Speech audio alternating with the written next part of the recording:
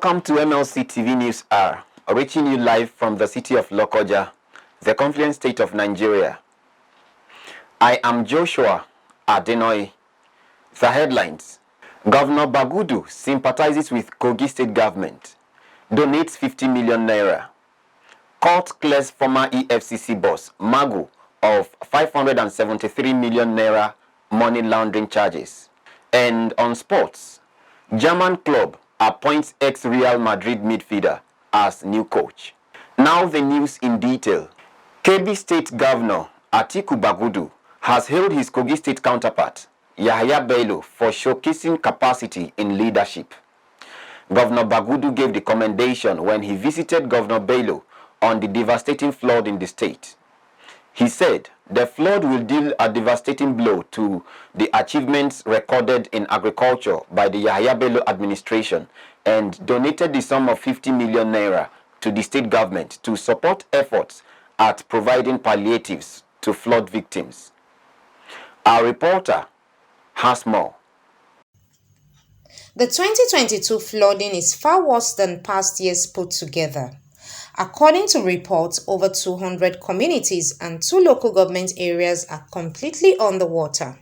More than 9 local governments are partly affected, leaving hundreds of persons homeless, farm crops destroyed, and roads covered with flood.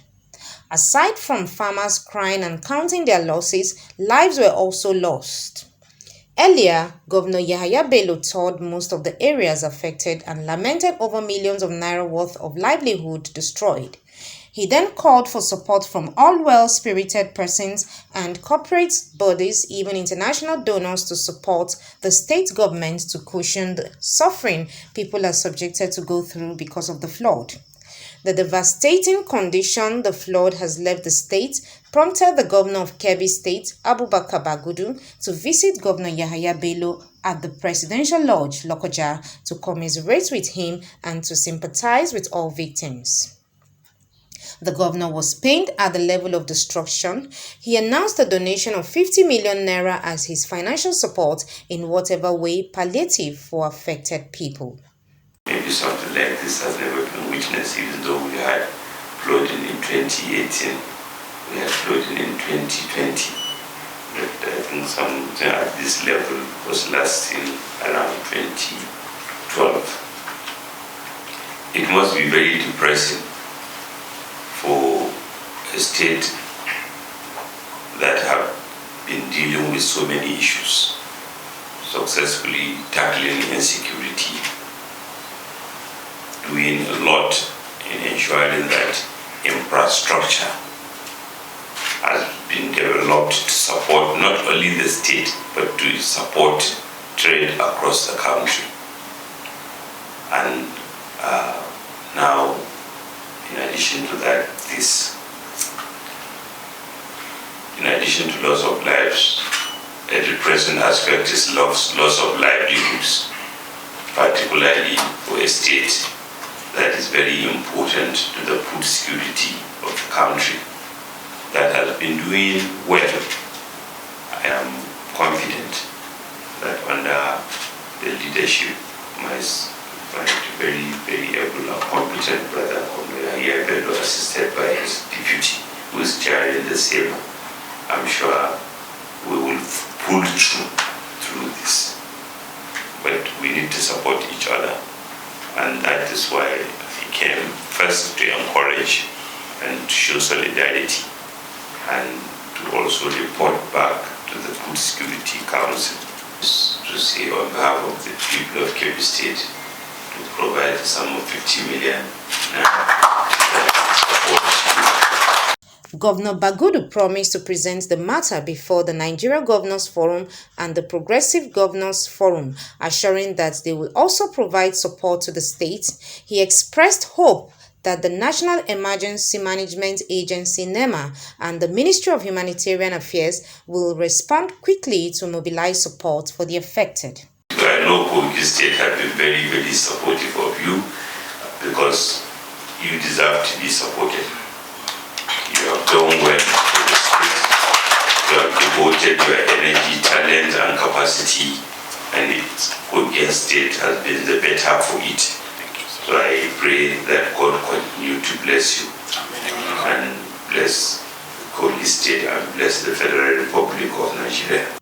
Governor Yahaya Bello appreciated the people and government of Kebbi State for the financial donation, praying God to bless Governor Bagudu as he performs his duties.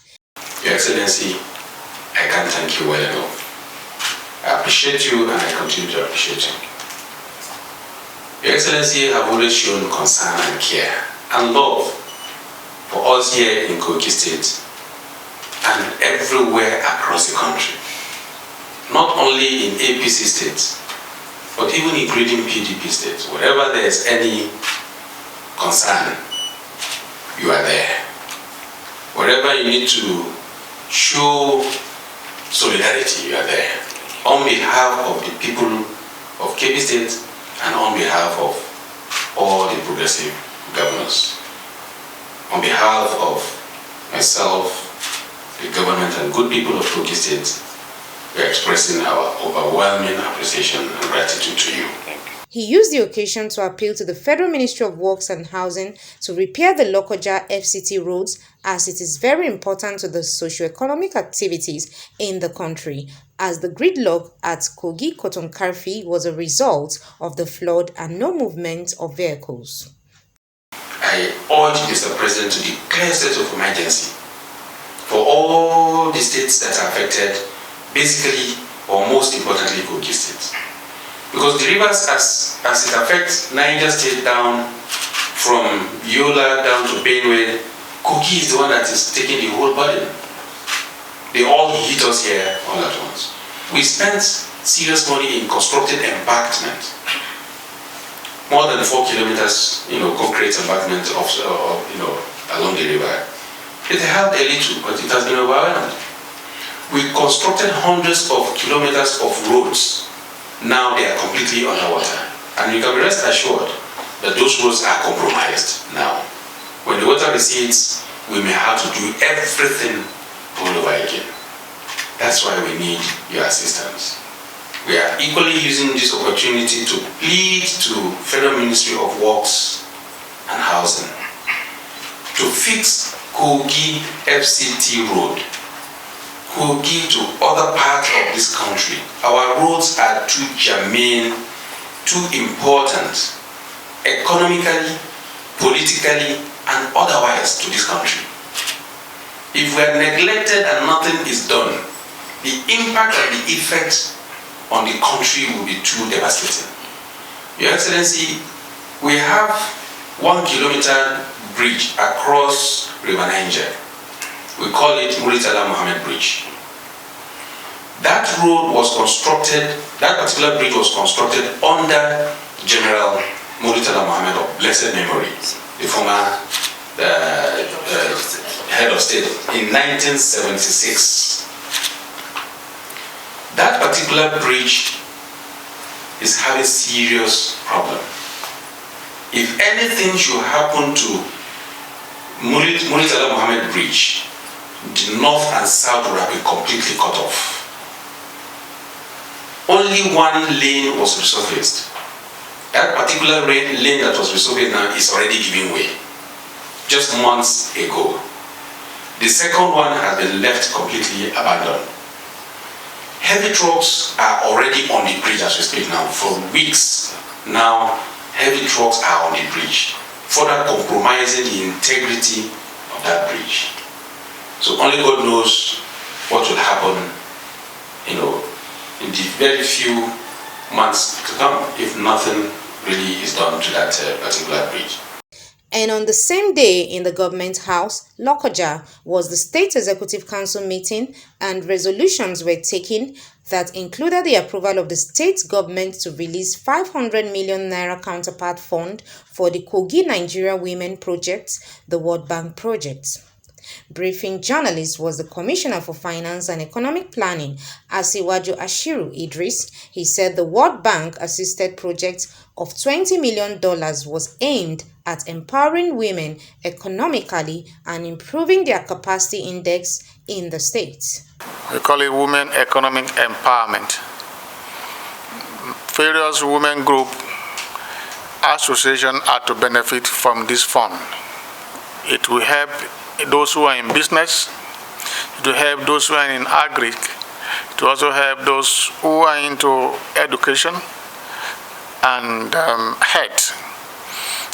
Magically, it is to ensure that the woman capacity index of the women in the state is improved greatly.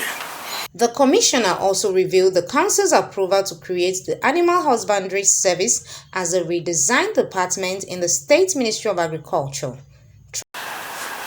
And the redesignation of the Department of Veterinaries and Livestock Service as Department of Animal Husbandry Service in the State Ministry of Agriculture.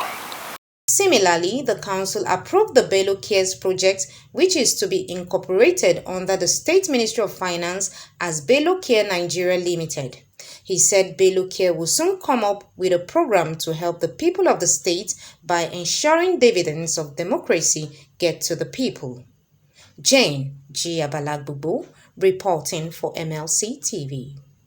The House of Representatives has urged the Federal Ministry of Works and Housing to embark on the reconstruction of Warri Sapele Bini and Sapele Agbo roads, while also urging the Inspector General of Police, Usman Baba, to deploy more men to the roads to protect citizens from being attacked. The House made the call on Tuesday, following the unanimous adoption of a motion jointly moved by the two members, Ben Igbakwa and Anthony Afe, titled Need to Reconstruct Warri Sapele Bini and Sapele Amukwe to Agbo roads in Delta State. In the motion presented by Igbakwa, the lawmakers noted that the importance of road infrastructure in socio-economic development could not be overemphasized, thereby reiterating the need to reconstruct the Palos Warri Sapele Bini and Sapele Amukwe Agbo roads that served Edo, Delta, Bayelsa and Rivers states with other South-South states in particular and Nigeria in general. According to the lawmakers, the major road of about 104.5 kilometer distance was constructed 27 years ago and is the most preferred route for articulated vehicles used for oil and gas haulage operating from Delta State to other parts of Nigeria. They pointed out that similar roads in the country that are not as important as the Warri Sapele Bini and Sapele Amukwe to Agbo roads constructed within the same period had undergone rehabilitation, while Warri Sapele Bini and Sapele Amukwe Agbo roads, through which the country derives its source of wealth, are left in a total state of disrepair. The Federal Road Safety Corps, FRSC, has advised motorists and commuters traveling through Kogi to take alternative routes to avoid the Kogi-Koto gridlock. Kogi FRSC Sector Commander Stephen Daulung gave the advice in an interview in Lokoja. Daulung expressed concern about the massive gridlock that built around Kotonkarofi in Kogi local government area on Abuja-Lokoja Lagos-Enugu Road as a result of the flooding that has overwhelmed Kogi in recent times. He suggested the use of Enugu-Ankwa-Ajakuta Lafia route and Abuja-Mina-Mokwa Jeba-Ilori route to travel in either parts of the country. He said although these routes are a bit long, they are better compared to the gridlock at Kotonkarofi that keeps people stranded for a day or more before crossing the flooded road. He said his men have to divert motorists and commuters coming from Abuja to go through Jegu-Koto bypass to enable them open the blocked road around the Kotonkarofi axis. He also added that they are trying to decongest the one through the Banda to enable them manage the already fragile road to ease off the traffic and alleviate the sufferings of both motorists and commuters, some of whom have spent more than 24 hours waiting. Lagos State Governor Babajide Sanwo-Olu has approved the appointment of Professor Olumuyiwa Odusanya as the substantive and pioneer Vice Chancellor of the Lagos State University of Science and Technology, Ikorodu. This was contained in a statement issued by the Public Affairs Unit, Office of the Special Advisor on Education, which noted that the appointment of Odusonya took effect from September 29, 2022. Sanwo-Olu, at the takeoff of the new university, approved the appointment of the then rector of the former Lagos State Polytechnic, Ikorodu, Dr. Nuruddin Olaleye, as the acting vice-chancellor of the university, pending the selection and appointment of the substantive vice-chancellor. The statement explained that it has become imperative to appoint a substantive vice-chancellor for last stage to ensure that there is no void in the university's leadership and maintain the necessary stability of the institution. While commending last stage's former acting vice-chancellor, Olaleye, the special advisor to the governor on education, Tokumbo Wahab, appreciated him for using his experience and good managerial skill to set the new university on a good track. It added that Olaleye had been directed by the state government to resume his duty post as the Lagos State Polytechnic substantive rector for the next 3 years and 2 months remaining for him to complete his tenure. Sony Middle East and Africa, in partnership with Contact Pro Nigeria Limited, has launched Sony's cinema line cameras in Lagos. During the exhibition, product presentations and discussions with Sony experts from United Arab Emirates and Japan, the company announced the arrival of its newest addition to the brand's cinema line, the FX30. Product marketing manager at Sony Middle East and Africa, Avin Osua, stated that Sony is committed to make the life of a cinematographer easy. According to Osua, Sony fulfills its promise to support creators' need with camera features that make operations simple and output outstanding. According to the product marketing manager, Nigeria needs a conducive business environment and access to credit that would impact positively on the sales and business environment. The country manager for product marketing, Nigeria, Bukola Oloyede, explained that the company was dedicating the new product to the next generation of motion picture storytellers.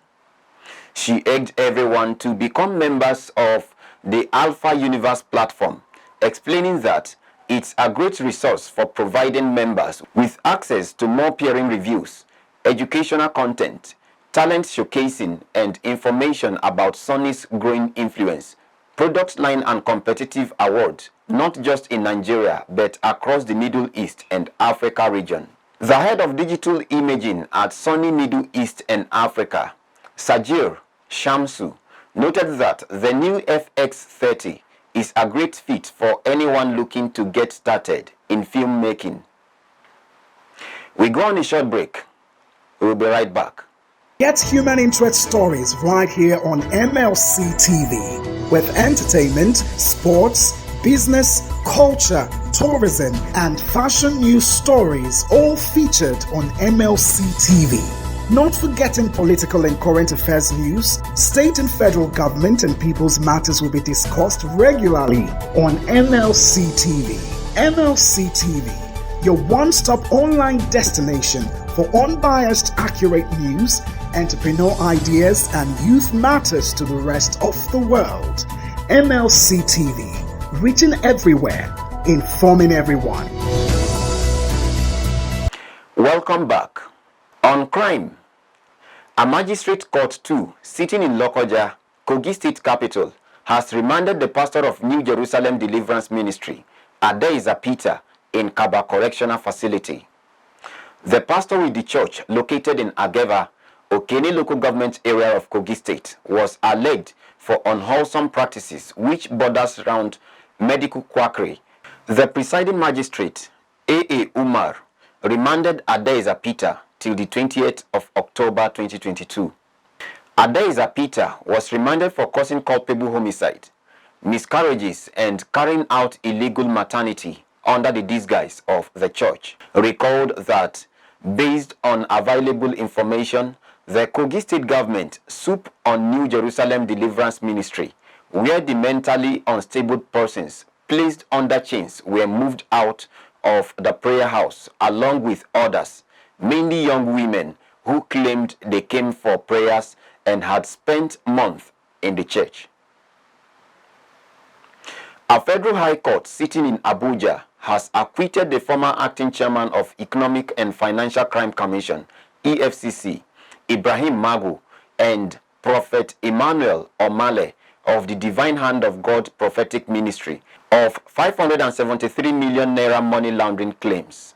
EFCC in 2020 dragged First City Monument Bank PLC, FCMB, to court for 5 billion naira, claiming that FCMB falsely reported to the Nigerian Financial Intelligence Unit that 570 million was paid into his church account, thereby leading to the accusation that the money was used in purchasing a house in Dubai for MAGU. Omale and his wife, accompanied by their lead senior counsel, Godi Uche, SAN, and a team of 4 senior lawyers appeared before the panel on August 10th, 11th, and 12th and were grilled for hours on their alleged roles in respect of the sum of 573 million naira used in fraudulently and corruptly purchasing a real estate property for MAGU in Dubai.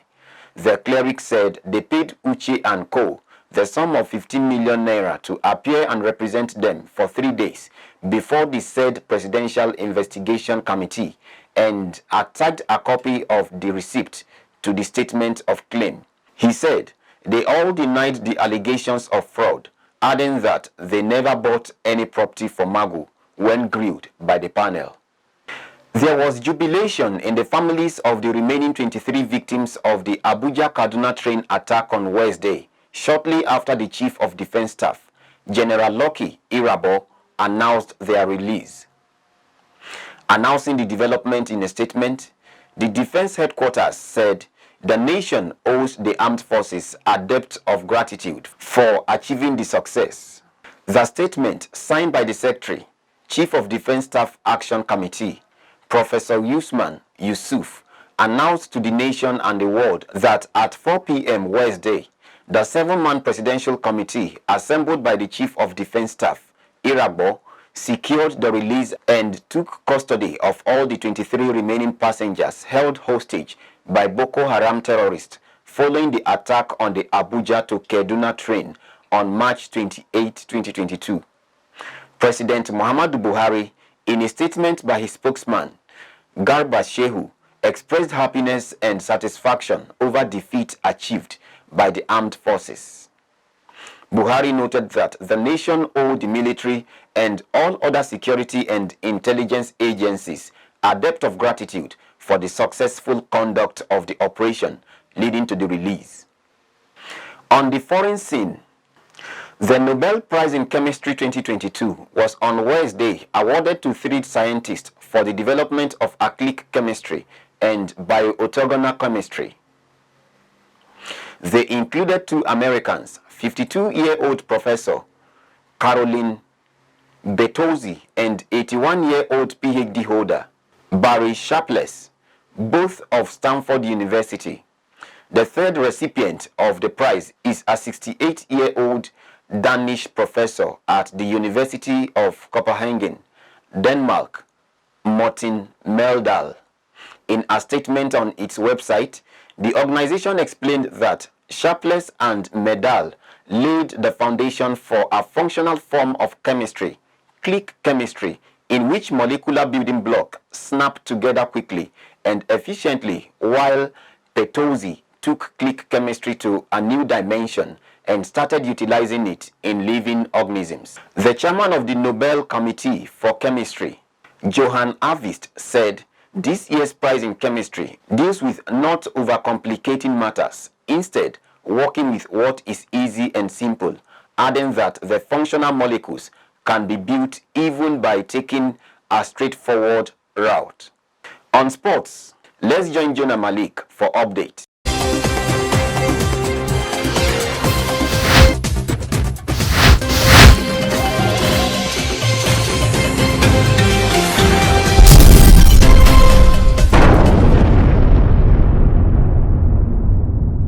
And on sports updates, German Bundesliga side Bayer Leverkusen has appointed former Real Madrid midfielder Xabi Alonso as the new manager. The Bundesliga side sacked Gerardo Simeone after losing their UEFA Champions League tie against FC Porto. Xabi Alonso retired from football a few years back and has been working as a coach in Spain. He has coached Real Madrid under-8 side and Real Sociedad youth team.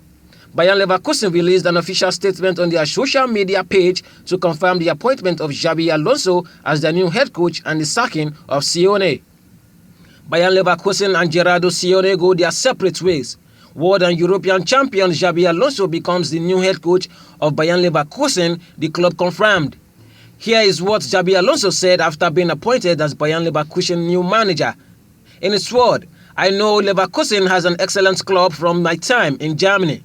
Bayer Leverkusen has always had great players. I also see a lot of quality players in the current squad. This task excites me a lot." Alonso's first match in charge of Bayer Leverkusen will be against Schalke 04 in the Bundesliga on Saturday. Still on sports, match day 3 played on Wednesday started with German outfit RB Leipzig getting off their mark in the UEFA Champions League this season by defeating Celtic 3-1 at the Red Bull Arena. In the other early kickoff, Salzburg edged to their first Champions League win of the season after beating Dynamo Zagreb 1-0. Borussia Dortmund strengthened their grip on the second spot in Group G with a 3-1 win over Sevilla at the Estadio Ramos Sanchez Pizjuan. Chelsea recorded their first win of the UEFA Champions League campaign with a 3-0 triumph over Italian champions AC Milan at the Stamford Bridge. Manchester City secured their third win in Group G with a comfortable 5-0 win over FC Copenhagen at the Etihad Stadium, courtesy of goal coming from Erling Haaland, Riyad Mahrez, Julian Alvarez and an own goal. Reigning European champions Real Madrid ran out deserving winners with a 2-1 win over Shakhtar Donetsk at the Santiago Bernabeu Stadium thanks to goals from Rodrigo and Vinicius Jr. And that's sports update on MLC TV News. I am Malik Jonah reporting. Back to Akasta for more stories.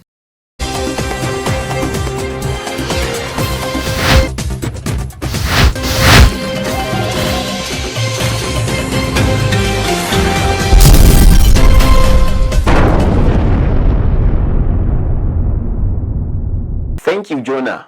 And on entertainment, let's join Matthias Ayodeji Peter.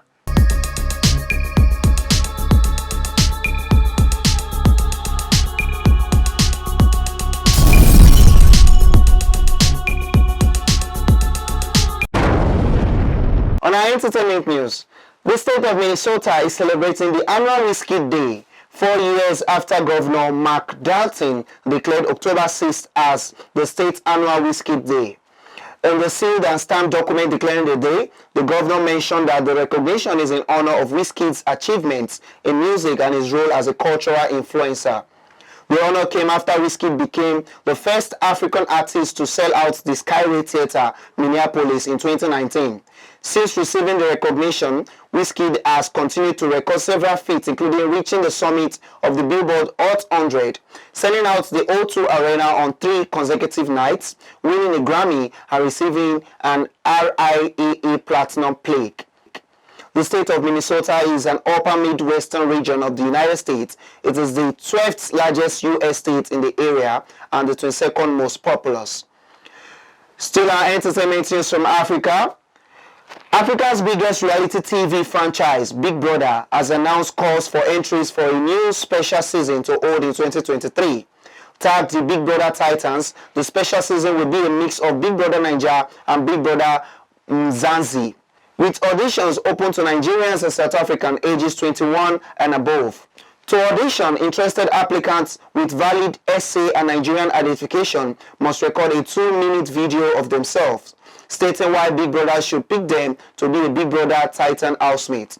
The video must be uploaded to www.mnet.tv/BigBrotherTitans, and then contestants must fill out the online registration form. Auditions commence from October 6 to 22. The calls for entry for the forthcoming edition comes just days after the Big Brother Nigeria Season 7 wrapped on a record-breaking note. The season saw the show's second female winner, Ijeoma Josephina Otabo, popularly known as Fina, took home the season's 100 million naira grand prize. And that is all on entertainment news today. My name is Matthias Ayodeji Peter, reporting for MLC TV.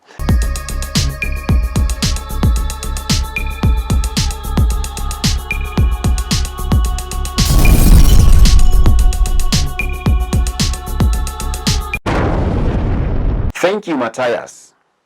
And that's the size of our package for today. Join us tomorrow at this same hour to watch our news as we give you reports on happenings within and across the globe. Don't forget to subscribe to our YouTube channel, Malachite TV. Like and follow our Facebook page, MLC TV, Instagram, MLC TV 2021, Twitter at MLC TV1. For your events coverage, information, contribution, advert and sponsorship, please call any of our numbers displayed on your screen. Join us Friday and Saturday to watch our special programs. It's Malachite TV, reaching everywhere, informing everyone. I am Joshua Adenoi. Please continue to be a brother's keeper to build a united and peaceful society together. Good day and thanks for watching.